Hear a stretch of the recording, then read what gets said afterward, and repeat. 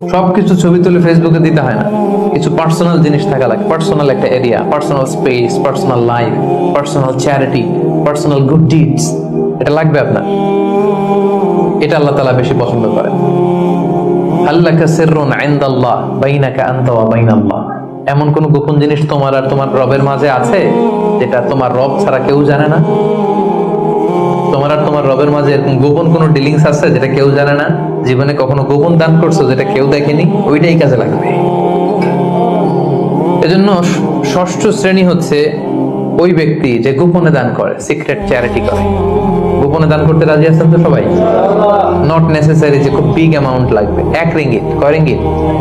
ওইটার আল্লাহ পেলে পুষে উহুদ পাহাড়ের সমান উঁচু করে আপনার আমল নামায় ঢুকাই দিবে। কটা গেল? 7 নাম্বার হচ্ছে রাজুলুন যাকারাল্লাহা খালিয়ান ফাফাদাত আইনা, যে ব্যক্তি